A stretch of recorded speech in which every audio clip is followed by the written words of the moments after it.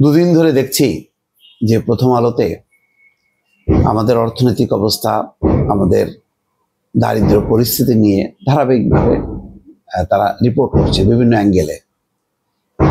আসলে এটা এমন এক সময় আলোচনা চলছে যখন সবাই জানে যে বাংলাদেশের মানুষের আর্থিক অবস্থা খুবই খারাপ, এবং আরো দুঃখজনক হচ্ছে যে বাংলাদেশে এমন একজন সরকার প্রধান যিনি নোবেল বিজয়ী এবং অর্থনীতিতেই তার হচ্ছে পাণ্ডিত্য। সারা বিশ্বে তিনি দারিদ্র বিমোচনের একটি প্রকল্প বাস্তবায়ন করেন এবং উন্নত দেশগুলো এটার খুবই প্রশংসা করেন এবং তার একটা জনপ্রিয়তা আছে। কিন্তু সেই দেশটাতে গত এক বছরে মন্দা কাটেনি। হ্যাঁ, এটা সত্য, 15 বছরে যে লুটপাট হয়েছে, যে শেয়ার বাজার, যে ব্যাংক ব্যবস্থাপনা, অন্যান্য জায়গায় যে ধস নেমেছে, সেটার থেকে ঘুরে দাঁড়ানো, সেটাকে আবার পুনর্জীবিত করা কঠিন।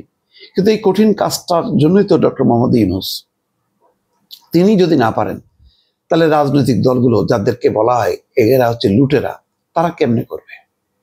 দেখেন, শেখ হাসিনা খেয়াল করেন, তার অর্থনৈতিক ক্ষেত্রে যতটা সাফল্য, তার কিন্তু একটা ভিত গড়ে দিয়েছিল 111 সরকার।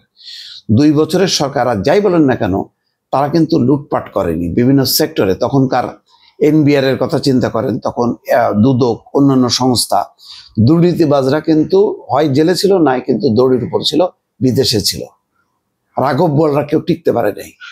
আর এখন এই রাঘব বোয়ালদের খুব অল্প অংশই বাইরে, আর বাকি অংশ মোটামুটি ম্যানেজ করে ফেলছে ইতিমধ্যে, এবং মাশাআল্লাহ নির্বাচনের পর সব ঠিকঠাক হয়ে যাবে। ওই অবস্থাটার কারণে 111 সরকারের কারণে একটা দৃঢ় মজবুত ভিত্তি পাইছিল। বাংলাদেশ ব্যাংকের রেজাল্ট ভালো ছিল, এনবিআর এর রাজস্ব আয় আদায় এগুলি ভালো অবস্থায় ছিল, এবং ওই শক্ত ভিত্তের উপর কিন্তু দাঁড়ানোর কারণে শেখ হাসিনা একটা সুফল পাইছে। সুফল পেয়ে পরে সে লুটপাট করছে, ওই সফলতা বা সুফল জিনিসটাকে কাজে লাগায়নি, ফলে ব্যর্থ হয়েছে। এখন সেই ব্যর্থতার দায়িত্বটা পড়ছে এই অন্তর্বর্তী সরকারের উপর। কিন্তু ঘুরে দাঁড়ানোর যে লক্ষণ, সেই লক্ষণগুলি কিন্তু অর্থনীতিবিদরা দেখতে পাচ্ছে না। যেমন হোসেন জিল্লুর রহমান, তিনি অর্থনীতিবিদ, সবাই চেনেন তাকে, সাবেক উপদেষ্টা। তিনি বলছেন যে বিশ্ব ব্যাংকের তথ্য দেখায় এটি কোনো আকস্মিক পতন নয়, এটাই বাস্তবতা, দারিদ্র বাড়ছে। সেলিম রাহেন বলছেন দারিদ্র বেড়েছে, এটা বিভিন্ন গবেষণা সংস্থার প্রতিবেদনে উঠে এসছে, কিন্তু বিবিএস এই বিষয়ে নীরব ছিল। বাংলাদেশ দারিদ্র কমানোর দিক থেকে বিশ্বে সুনাম কুড়িয়েছিল, যে আস্তে আস্তে কমছিল, কিন্তু এখন পিছনের দিকে হাঁটছে। এই যে পিছনের দিকে হাঁটছে, আমরা কিন্তু এগোতে পারছি না। এখানে বলা হচ্ছে যে দারিদ্র বৃদ্ধির মূল কারণ উচ্চ মূল্যস্ফীতি এবং কর্মসংস্থান কম হওয়া।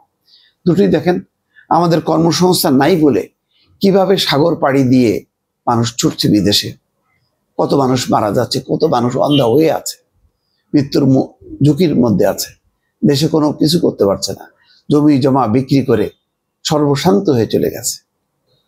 সামাজিক সুরক্ষা কর্মসূচির সুবিধা বেশি পৌঁছায় ধনীদের কাছে, ধনীরা আসলে ধনী হচ্ছে আর গরিব মানুষ গরিবই হচ্ছে। এই বাস্তবতার ভিন্ন একটা চিত্র, ভিন্ন একটা পরিস্থিতি তৈরি করার জন্য যেই দিন রাত এটা নিয়ে গবেষণা করা, পরিশ্রম করা, সেটা কিন্তু উচ্চ পর্যায়ে নেই। উচ্চ পর্যায়ে আছে কিছু সেমিনার, সিম্পোজিয়াম, লম্বা লম্বা কথাবার্তা, কিন্তু ধারাবাহিকভাবে যে কাজ করা, যে এনবিআর কি করছে, তারপরে আমাদের অর্থনৈতিক যে বিভাগ, মন্ত্রণালয়, ব্যাংক, শেয়ার বাজার, অন্যান্য যেই মূল জায়গাগুলো, তাদেরকে নিয়ে যে প্রতিনিয়ত বৈঠক করা, তাদের দিক নির্দেশনা দেয়া, এই বিপর্যয় থেকে কাটায় ওঠা, এইটার লক্ষণটা নেই একেবারে তা না, কিন্তু খুব ক্ষীণ, প্রত্যাশিত না। যার কারণে এখন এই নিম্নের দিকে যাচ্ছে ডক্টর ইউনূসের আমলে। তারপরে নির্বাচিত সরকার এসে এর গতি ফেরাইতে পারবে? আমার যথেষ্ট সন্দেহ হয়।